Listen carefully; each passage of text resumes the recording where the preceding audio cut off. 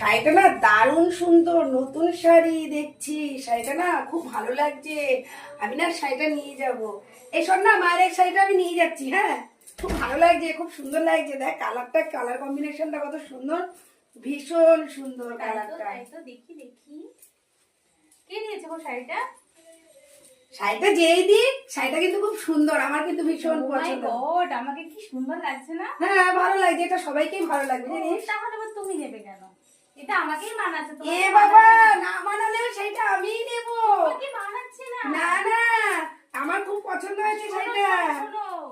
শোনো, তোমার বিয়ে হয়ে গেছে, তুমি তো মেয়ে, বিয়ে হয়ে গেছে, তুমি পর হয়ে গেছো। তো এখন আমি মায়ের আপন। বাবা, মেয়ে আমার বিয়ে হয়ে গেছে বলে আমি বড় হয়ে গেছি? হ্যাঁ, তুমি বড় ছাড়ো হয়ে গেছো। শাড়িটা। এই শাড়িটা মায়ের সমস্ত জিনিসের উপর অধিকার এখন আমার।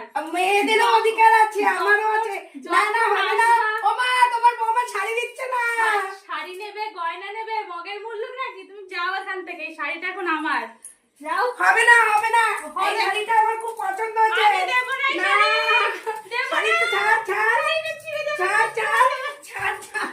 কি রাইবাহিনী ননদিনী। তুমি শাড়ি ছাড়ো, শাড়ি আমার খুব পছন্দ।